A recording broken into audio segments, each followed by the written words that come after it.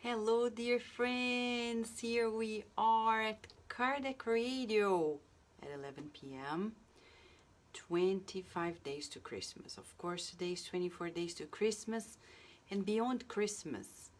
This message is to recall the information that we are under the governance of Christ Jesus on earth. So welcome, friends. Here we are at Kardec Radio on day 2. Day 2, when we are having therapeutic conversations based on a book that is being translated by Kardec Radio's team. It's translated under revision, Esperança e Luz, Hope and Light, by several spirit authors through Chico Xavier. This book was psychographed in 1993. Yesterday, when we began our first chapter, Emmanuel in the preface wrote to us that hope is the stimulus with which divine providence marked the growth and the elevation of life. It's about the certainty that we all progress. And we were being asked, do we believe in the progress of our lives? Do we believe that we always progress? Because there are many people who live a life feeling that they are not going to be able to achieve higher levels. They feel so guilty or ashamed or as if they are not worthy. And all of us, creatures of God, are destined to the light. On the Way to the Light, it's the very book psychographed by Chico Xavier, authored by Emmanuel, On the Way to the Light, telling us about our journey to the light. None of us are left to or doomed to nothing. We're all awaited lovingly by God. So welcome, dear friends, as we are on this day 2 and day 2, as we are marching towards this remembrance of the coming, the birth of our dear Jesus on the earth, Christmas. We're talking about the representation of what we are to become. God is so loving that sends a customized, and I'll say this very kindly, a personal trainer for our souls. Our guide and model, Jesus. You and I have access to this high-level humanity that Jesus came to portray for us. And it's a matter of paying attention to the teacher, emulating the moves, and as we do it, what do we do next? We follow through. We need to practice, like when we go to the gym. We look at the teacher, and the teacher moves. It doesn't feel quite the same, but we keep doing until one day we master it too. It may take 100 years, 1,000, 10,000, 100,000, a million, a billion years. I don't know. It's up to you and me.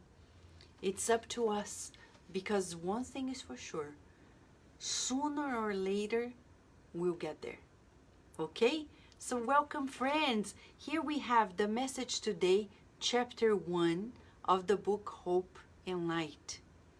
Emmanuel is the author of this message. Are you ready? We're going to read it.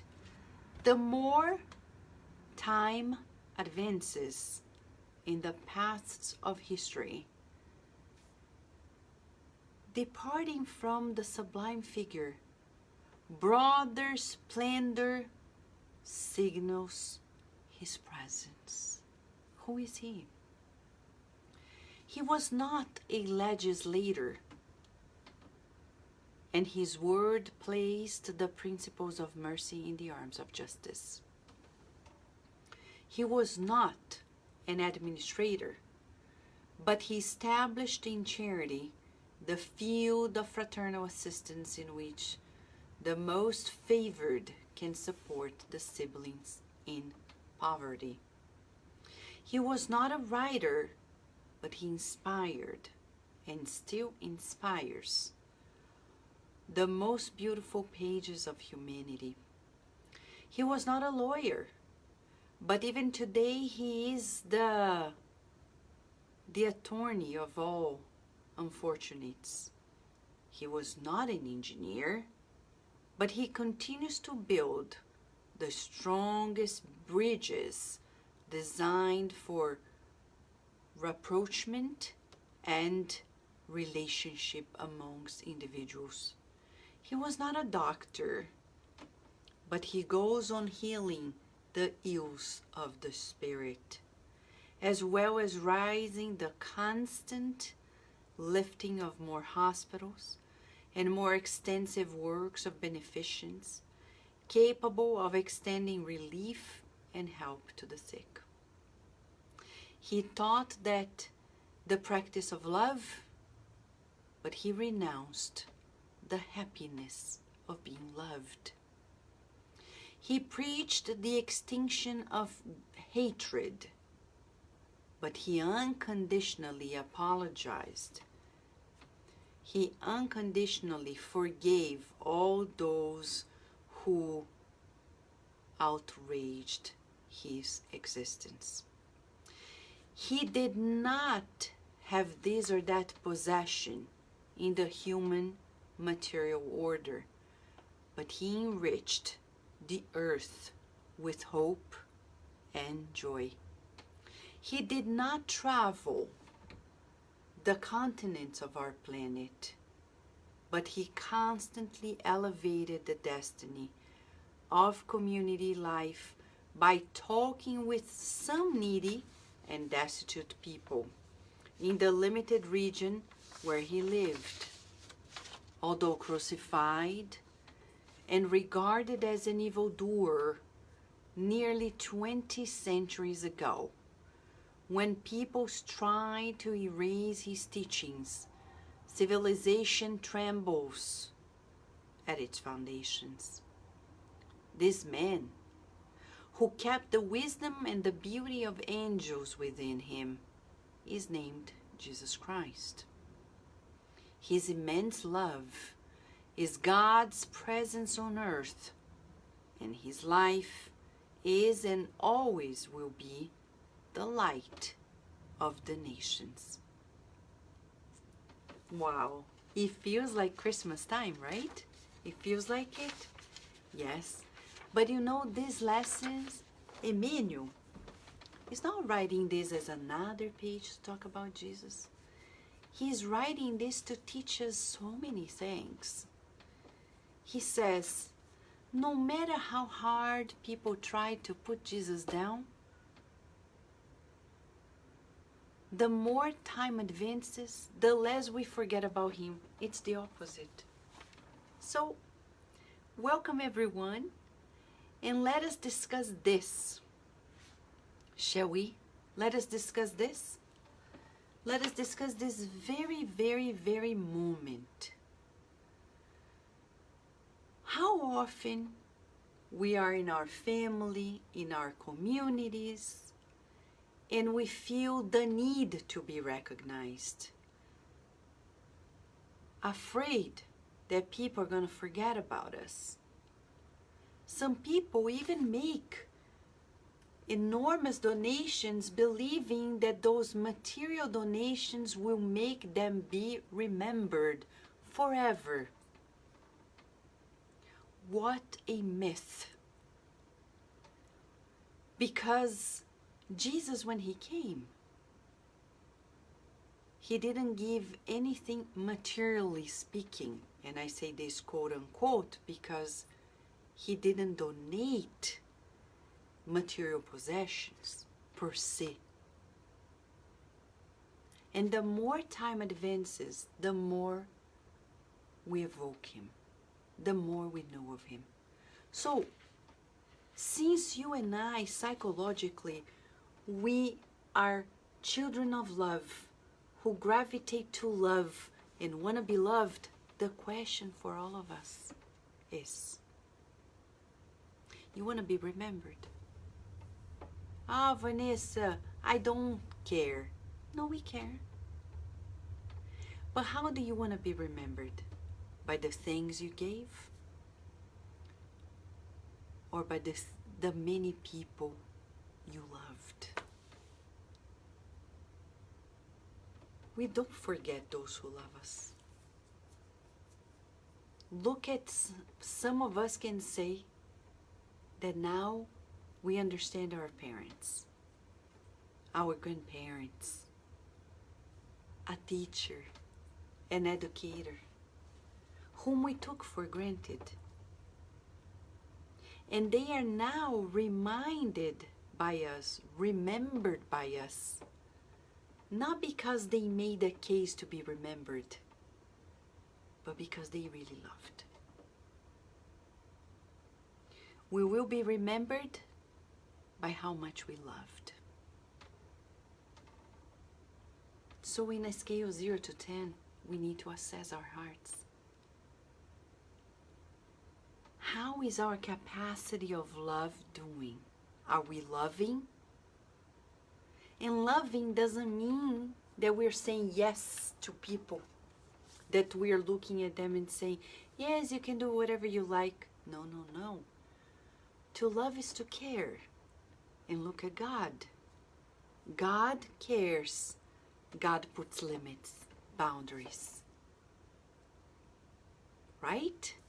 So He's now telling us that to be loved, to be remembered, to be the greatest, it doesn't require titles, positions.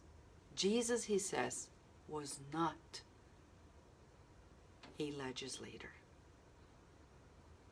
He didn't rule. He didn't create the rules.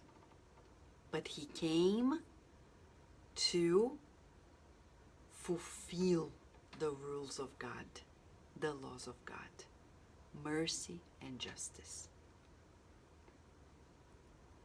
Many people nowadays are dreaming of being influencers. I talk to people daily, and even children. Like, I want to create an impact on people. I want people to know of me. I want to go viral on YouTube. There are children who ask their parents, please let me open my YouTube account. I know it's the time of social media, so it pertains to the time. But now we are learning how to use it. To be an influencer is not to be original, because none of us are. We're all co-creators. The only original one, the source of it all, is God. We are co-creators. Jesus didn't make an effort to create a new rule. He just shared the rules of God. He fulfilled them. And as he said, I haven't come to destroy the law, but to fulfill it. So you and I, like for example, parents, we don't need to invent a system. The first duty is of the heart, to connect our children to God, says St. Augustine in the book, The Gospel According to Spiritism. And then he says, Jesus was not an administrator. There are many people who want to be CEOs, who want to be the next Bill Gates, the next Steve Jobs, the next Mark Zuckerberg. God bless them. But to be the greatest, you don't need to be an administrator to be the CEO, because Jesus himself, who is the greatest of the earth, he established in charity the field of fraternal assistance. And what is charity? Charity, according to Spiritism, he says, benevolence towards all. To be of goodwill. That's the first thing. To be of goodwill. But we are not of goodwill. You know why? Because we are of goodwill when there is a hidden agenda. Oftentimes, if there is a title, if something is of particular interest for us, but to somebody whom we see and we don't see an immediate gain, we are not of goodwill. Sometimes even the boss or the family members, we look at them like, phew. But then comes somebody, sometimes even in Spiritism, oh, a super medium is coming, and then we cook the best. We do this, we compete who is going to pick up at the airport. But when it's somebody who is not that important for us, we don't do anything. Jesus treated everyone the same. That's true charity, benevolence towards everyone. You're gonna cook with love for this and for that one. You're going to pick up this person at the airport, whether they are this or that person. And he says he was not even a writer. Nowadays people want to be a blogger. It's very common. I want to be a blogger. Okay. But you don't need to be a blogger to inspire people. Because Jesus wasn't, and he inspired everybody. Joana de Angelis, in the book Happy Life, she said, you are an example for someone who's watching you. So we need to be responsible and observe that people are watching us in our family. You may not notice, but your children, grandchildren, brother, sister, neighbor, co-worker, spouse is looking at you, and deep inside we're stimulating them. We are a big stimulus. We want to be a stimulus of inspiration for the good or inspiration for inertia. It's our choice. Jesus himself didn't need to write to inspire humanity, and continues to inspire, as Emmanuel says. But we need to make a choice. He says he was not a lawyer, but he defended the unfortunates. Do we? Do we? Because sometimes we feel like I want to help people, but sometimes we're driving and we see a homeless and we don't make their case. For us, it's like, I don't believe that guy. Oh, no, I don't think he's really crippled. I don't think he's blind. I don't think what he's saying or she's saying is really true. I see them here every week. But come on. Jesus would defend these people and say, it doesn't matter. What matters is that we need to bring relief. What does God want us to do? Okay, so let's talk about expiation. It's not on us to tell when the suffering of somebody is going to end, but God may be counting on us to bring relief. So when people go to see the homeless, travel, for example, to Africa, Brazil, somewhere, to help those who are in need, is it worthwhile? Yes. If I have the resources, I think God wants me to go there and do it. Whether it's going to end the suffering or not, it's another story. Because there are people whom you give a whole new house, they trash it out. That's their problem. My problem is to share what I've given. Sometimes, as Emmanuel says in the book Harvest of Light, we've studied here at Kardec Radio, it says, Spiritists, it is important to give food for the body, but more important is to nourish the soul. Yes, like we do at Kardec Radio, we nourish our souls. And help people discern. We need to boost this prefrontal cortex. So sometimes we give something to people and they don't know what to do with it, because instead of just giving that, we need to give instruction too. We need to give it in a broader way. But our goal is to fulfill God's will in relieving the pains of others. Right? And then he says, Jesus was not even an engineer, a builder. Some people want to build hospitals. They want to build schools, beautiful. But they're upset because they don't have the resources, the means. But then comes here our dear Emmanuel and says, Jesus was not either one of them, at least in that reincarnation, right? That incarnation. But he continues to build the strongest bridges between people. So true that you and I are connected. Thanks to whom? To Jesus. He's the one that brought us together. Of course, Spiritism is Christ that comes back, the promised consoler. He bridged us up. And he was not a doctor. Some people are upset because they don't have titles. You think Chico Xavier didn't have an opportunity to go and study at a university? He could have.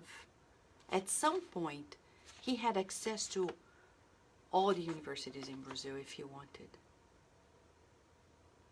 But he understood with Jesus that it's not about a piece of paper.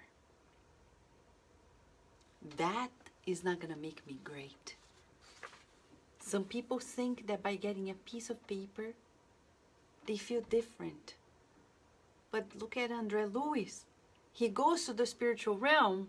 He finds out that he's medical doctor. The degree of medical doctor doesn't mean anything in the spiritual realm. So it's a tool. Our titles are tools, like a key. It may open doors or not. It depends. Jesus, thank God, didn't become a doctor in their life. Why? Because it doesn't matter. More than the healing of the body, he heals, Emmanuel says, the ills of the spirit. And because of Jesus, we build hospitals to help people. Thanks to Jesus. Because before Jesus, those things didn't exist. He is the one that started this movement, let's help the sick. Because at Jesus' time, if you were sick and didn't have the cure, you were doomed to being away from the whole society. Thanks to Jesus, not only we're being healed from within, but there are resources to give us time to do it. Hospitals, clinics. Thanks to him. Amazing. We want to mention Livia. Livia, since Emmanuel is writing the message, when you read the book 2,000 years ago, which is a book, great book to read again, Livia didn't do much for the Roman society at the time. Who was Livia? Nobody knows. Her husband was the senator, right? What did she do? She loved. She ascended. In the eyes of the world, she didn't do anything. In the eyes of God, in the eyes of her conscience, she reached the climax of her life, of her existence. She loved unconditionally. She loved a husband that misunderstood him and was somewhat cruel to her. She loved her daughter who couldn't understand her much. She loved her friends, though they thought her as somebody who was going mad because she became a Christian. She was the only one that put a word for Jesus before the Roman government at the time, talking on the behind the scenes to the very Pontius Pilate. And in that very day that she was putting a word for our Master, she was sacrificed morally by those who wanted her to suffer. It was when she was slandered by Fulvia. So Jesus didn't either have the titles like Publius Lentulus. He was a senator. Livia, she was not. Does it matter? Do all the titles that exist make a difference for you? Because if it does, we'll have to reincarnate as many times as possible to understand that we are not on earth to feel great because of external things. We may use our titles to work, to help, but that doesn't change who I am. And he taught the practice of love, but he renounced the happiness of being loved. I think that's one of the highlights of this chapter, because as Louise Hay says, in all the people whom she encountered, she observed that people deep inside want to be loved and approved by others. They want to be approved of by others. But Jesus taught us a new pattern. He said, stop your suffering. Change your expectation. Instead of awaiting to be loved and approved of, how about if we love? But don't you see what they are doing? And he says, forgive. How many times? As many times as needed. He preached the extinction of hatred. We're reactive beings. I will do it if they do it. I love them if they love me. And Jesus said, no. That's not going to work. You love, and if you're not loved, you forgive. And Peter said, how many times? Oh my God. As many times as needed. 70 times 7. And we're like, oh my gosh, that's too hard. But he's teaching to a classroom that is ready to understand his teachings. Because when Jesus came, he knew we would get it. Here we are, 2,000 years later. There's no more excuse for our own benefit. Let's look at the people in our lives. They don't approach us the same way we may expect. Maybe we don't approach our family members and friends in the way they expect us either. But what would you like to receive? Aha, the golden rule. I would like that people forgive me, that they understand me, that they give me a break. Well, let us practice it then. Oh, but I'm so upset. That's okay. We can begin anew. So Jesus didn't have the titles, didn't have the positions, didn't have the human power of the time, but he loved, he forgave, and he was rich in hope and joy. Now, this is so beautiful, because sometimes we feel like, I don't have any money, I don't have the resources, but you have a smile of joy. But we have hope. What is hope? This concession of God. So tonight, you and I are being called to be rich in hope and joy. But Vanessa, I'm so afraid, oh my gosh. I'm so afraid that I'm going to expect great things and they won't happen. That I will hope and I'll be frustrated in my hopes. No. What kind of hope we're saying? It's not about winning the lottery. No. That's not the hope we're talking about. It's the hope of progress. I progress, you progress. Have you already visualized yourself in the future? Ah, that's a good one. Some people ask, how do I overcome my bad tendencies? Mentor Joseph says, visualize yourself reinvented. So that's the exercise for us in the next 24 hours. Can you visualize yourself at the level of Jesus? Oh, wow. Multiplying the bread. Can you imagine? Healing people, forgiving, not feeling hurt. That is great. So let us practice this. Visualize that good.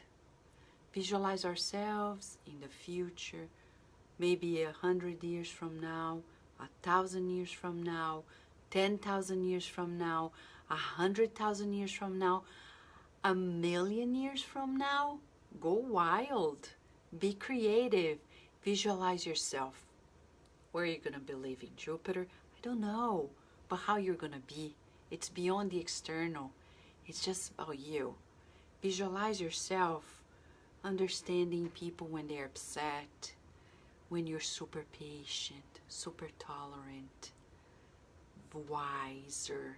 I'm not saying we're not. We're just saying we are boosting. It's the booster of hope and the booster of joy. That's the exercise. And then he says, Jesus did not travel the continents of the planet, but he constantly elevated the destiny of community life by talking to some needy and destitute people. So friends, sometimes we're like, oh, I need to travel the world to feel great. But in each person there is a world. How about meeting that world where we go? The joy of knowing people. And especially nowadays, the world is so integrated by social media that we don't need to leave our room to be connected like we are now. And Jesus taught us that.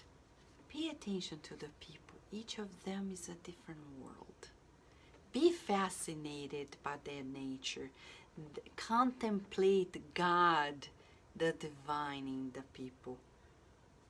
And he wraps up by saying that Jesus was misunderstood. He was crucified. He was hurt. He was even regarded as an evildoer. How many people may look at you and I, misjudge us, like we do misjudge others too? What are you going to do? Fight them? No. What are we going to do? he says, everything that he did still shakes our humanity. Because when we say, love your enemies, Jesus taught us, people are like, oh, what? It trembles our inner foundation. Love my enemy. Yes. Love my enemy. Yes. Love my enemy. Yes. So, the evildoer proposing love shakes our foundations, the old foundation inside of us. So Emmanuel then says, this man that he's describing is Jesus, and his immense love is God's presence on earth. His life is and always will be the light of the nations. My friends, as we are marching towards the celebration of God's love for us by bringing Jesus in the flesh for us, to teach us to model the path, let us believe that this is possible, that we are destined to reach that level. He is our guide and model. He loves us way before we realized he existed. Like parents, they love their children. Their children will realize it someday. They may feel it, but they will really know it one day. They will understand it someday. We have always been loved by Jesus. And now it's our turn to love him. So let us love him by visualizing ourselves there, already spreading this joy and hope. Shall we?